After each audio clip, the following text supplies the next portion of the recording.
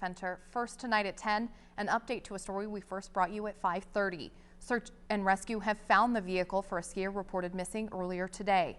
Lewis and Clark County Sheriff Leo Dutton says Keith Burke was reported as missing this afternoon by his family. Burke left Glasgow on Monday, planning to enter the Scapegoat Wilderness by the Indian Meadows trailhead, and was supposed to come out by Dearborn Creek. Search and rescue members located Burke's vehicle at the trailhead for the North Fork of the Blackfoot River this evening, and Dutton says crews plan to attack the search from 2 different entrances to locate Burke.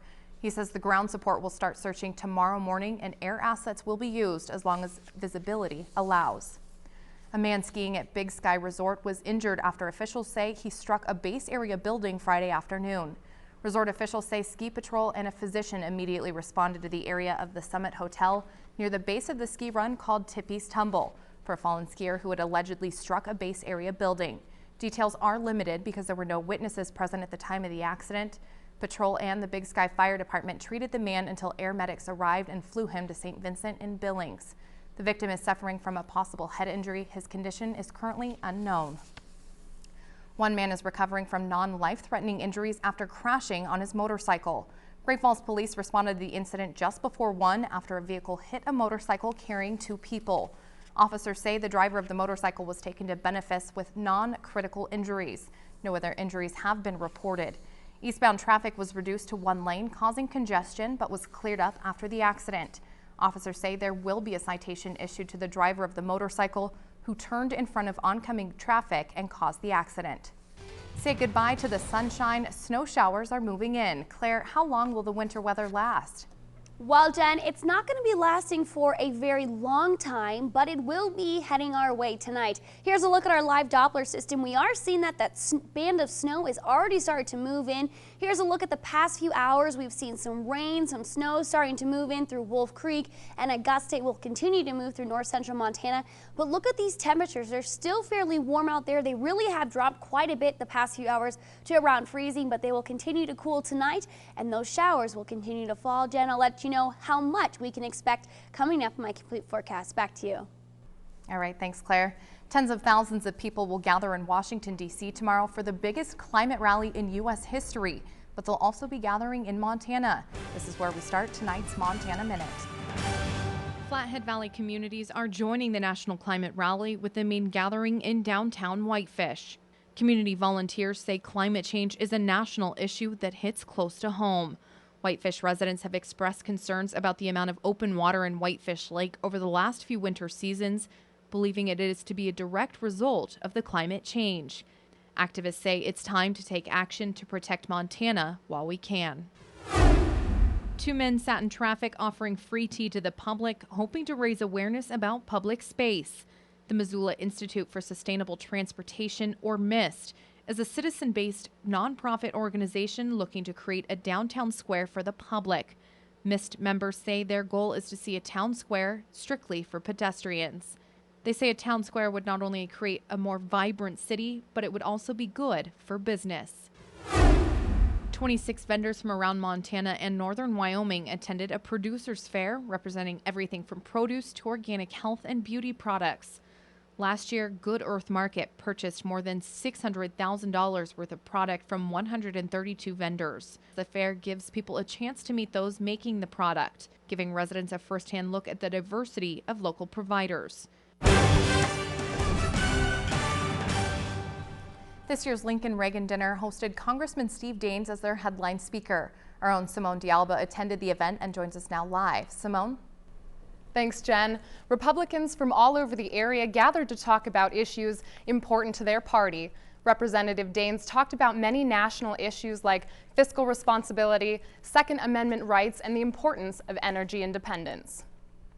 The dinner is an annual fundraiser intended to raise money and rally interest in the party. Representative Daines addressed the 2012 party losses in Washington and reminded the audience that victories are temporary, and so is defeat. It was a chance to rally those locally who still believe in Republican values, and also an opportunity to tell voters that as an elected representative, he intends to put Montana values first. There are 535 members of Congress, but only 3 from Montana. And I think Montanans are saying, we want you all to work together to represent the best interests of Montana. And that's what I'm rolling up my sleeves to get to work to back in Washington. Daines gave a broad overview of many issues, both national and domestic. He closed his speech saying, quote, "I still believe in American exceptionalism." Steve Daines is known for introducing the Balanced Budget and Accountability Act, which states that if Congress can't pass a budget that will balance in 10 years, then they won't get paid. Jen, back to you. All right, thanks, Simone. An old tradition continues today as the Montana Student Nurses Association works to recruit new students. The Montana Student Nurses Association is a 66-year-old organization hoping to better prepare the newest generation of nurses to the professional life from school. The Montana Student Nurses Association has local chapters at most of the colleges and universities across the state, and for one member, she describes the experience as invaluable. And it turned out to be the absolute best decision I've made in nursing school. I absolutely love it. You get so much leadership experience. You feel more prepared to be a nurse, just more excited and drive and passion for your future career. A spokesperson for the organization says that the future of nursing in Montana is unique because it's so large and rural. They say there is often disconnect between where students are studying and the populations they may be serving. It's no secret mobile devices are a huge part of our lives, but new statistics point to a world where one day the number of devices will outnumber the population. MTN's Kyle Benton has more. Cisco, one of the leading technical networking companies in the nation, recently conducted a global study called the Mobile Visual Networking Index. Now, this study claims by the year 2017, mobile devices will outnumber the Earth's population. We as users increasingly buying and using more and more devices. So there is a growth in number of devices and connections, going from 7 billion today to about 10.3 billion by 2017. Now, if you thought the reason mobile devices will eventually outnumber the population is due mainly to the fact that the majority of people use more than one device, well, then you would be correct. Jane says the number of devices used is expected to increase by 1% per capita. The number of devices and connections will grow from 7 billion today to about 10.3 billion in 2017, and that includes not only devices such as smartphones, tablets, and other mobile portables, but also machine-to-machine connections. Much of this increase is driven by higher video demand, with high-definition mobile downloads being easier and easier to access. Jane also says mobile speeds are expected to exceed 8G in the next 5 years. Today, only some communities are reaching 4. It's the sounds we've grown accustomed to as we cheer on our student athletes, but today it's the younger students getting a chance to learn the technique straight from the CMR cheerleaders. MTN's Tara Grimes takes us to the fundraiser to see how the sport is impacting the fresh faces and the veterans.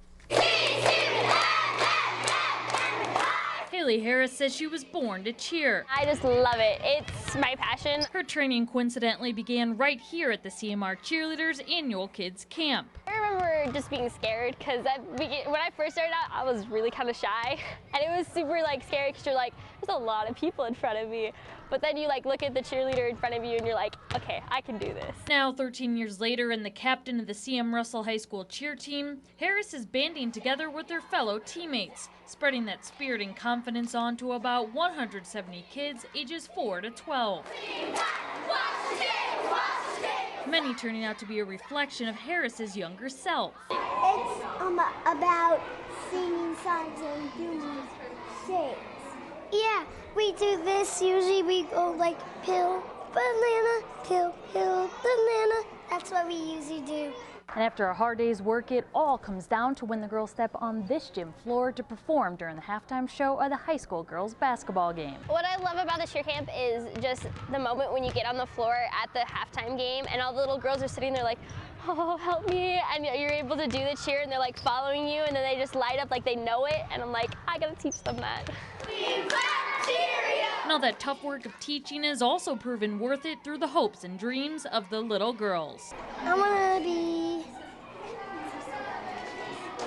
a cheerleader. In Great Falls, Tara Grimes, MTN News. All right, thanks, Tara. And this year, nearly double the amount of kids attended and the team was able to raise a couple $1,000s. So pretty successful fundraiser, and I think those kids are just having the time of their life. They were so cute. At least the ones we talked to, it looks like. Jen and I were just trying to learn the cheers that those girls did, so they look like they did a great job. Don't worry, we saved you from seeing it and did it during the story. We'll try it later. But let's talk about weather. You could have done the cheerleading outside today, but for tomorrow it's going to be a different story. The snow is on the way, and tonight temperatures are going to be dropping quite a bit, but it's still going to be fairly